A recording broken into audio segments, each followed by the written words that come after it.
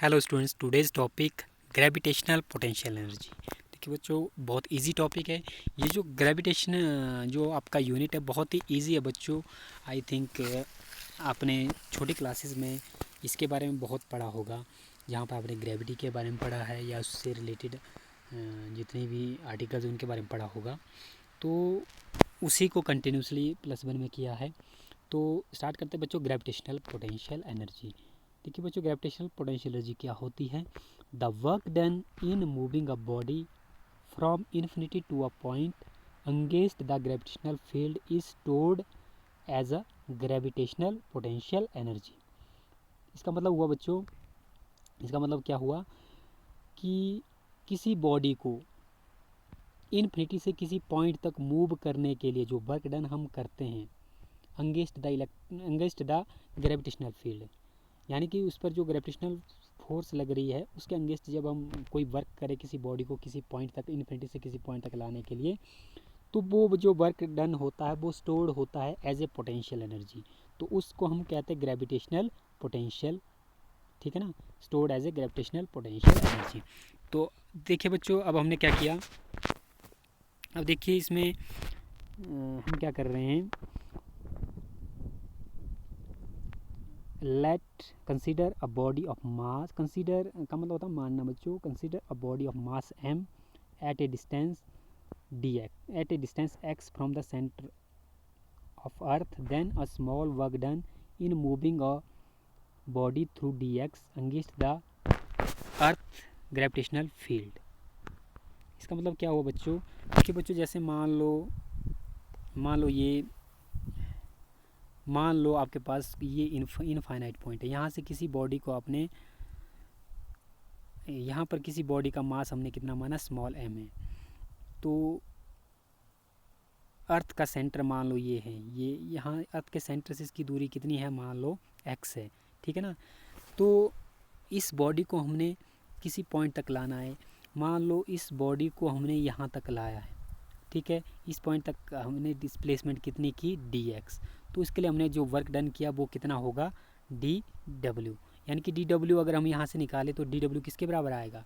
आपको पता है, आपने वर्क एनर्जी पावर में पढ़ा है, W होता है F.S। तो यहाँ पे कितना आएगा, F.S होती है डिस्प्लेसमेंट, यहाँ स्मॉल डिस्प्लेसमेंट है तो ये आएगा F.dx। क्लियर है? तो इस तरीके से हम इसको करेंगे। तो हमारे पास W किसके बराबर आया है बच्चों, F.dx। क्लियर है? अब देखिए बच्चों, अगर हम इसको ध्यान रखें तो F की जो वैल्यू भी हमारे पास है, F की जो वैल्यू हमारे पास, देखिए लुक एट दिस एक्सप्रेशन, इस एक्सप्रेशन को देखो।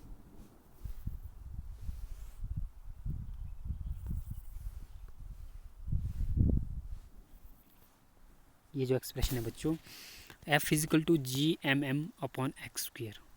x² क्यों लिखा बच्चों? हमने माना कि जो दूरी है उस ऑब्जेक्ट की सेंटर से वो कितनी है, x है। ठीक है, तो तब हमने इसको x लिखा। तो यहाँ से dw किसके बराबर आएगा, f की वैल्यू ये भरो, G/m/x², तो साथ में dx आ जाएगा।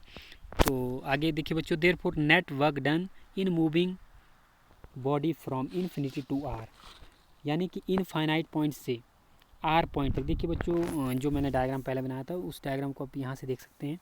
तो हमने, देखिए ये मास m है, इसको आपने मूव करवाया dx दूरी से, dx डिस्प्लेसमेंट करवाई इसमें। तो यहाँ पे वर्क डन कितना होगा, तो जो नेट वर्क डन आएगा बच्चों वो कहाँ से, इन्फिनिटी से r पॉइंट तक लाने के लिए। क्योंकि देखिए बच्चों, infinity to r work done हमारे पास कितना आएगा, W = infinity to r dw। Clear है? तो W किसके बराबर आएगा, इन्फिनिटी टू r G/m/m/x², साथ में आएगा dx। देखिए बच्चों, जो कांस्टेंट टर्म है उनको हम बाहर निकालते हैं इंटीग्रेशन के। तो W = G/m/m कांस्टेंट है, ये तीनों टर्म तो बाहर आ गए, इंटीग्रेशन के अंदर आएगा infinity to r 1/x² dx। अब देखिए बच्चों, हमारे पास जो इंटीग्रेशन के अंदर है ये x² 1/x²। तो x² को जब आप ऊपर ले जाएंगे तो ये हो जाएगा x की -² dx।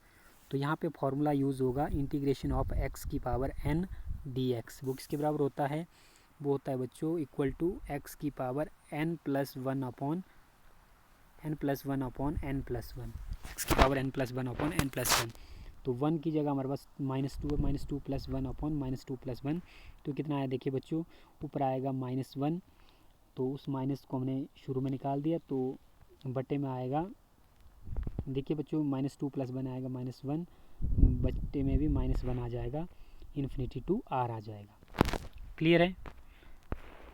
यहाँ देखिए बच्चों कितना हो जाएगा, माइनस को हमने कॉमन बाहर निकाल दिया, W equal to GMM, common बाहर निकाल दिया माइनस, ब्रैकेट के अंदर क्या आ जाएगा, x की जगह हम पहले भरेंगे अपर लिमिट, यानी कि x की जगह r भरेंगे, फिर भरेंगे इन्फिनिटी। अब आपको पता है कि 1 ओवर जो इन्फिनिटी होता है वो इक्वल टू होता है 0, ठीक है, 1 ओवर इन्फिनिटी किसके बराबर होता है, 0 के बराबर। तो हमारे पास ब्रैकेट के अंदर बचेगा 1 ओवर r सिर्फ।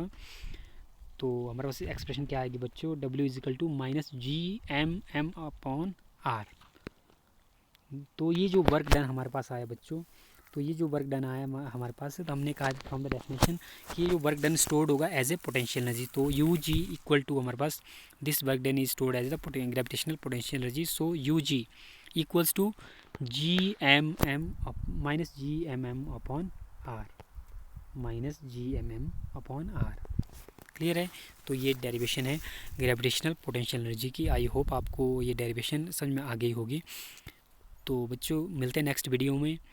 So thanks for watching.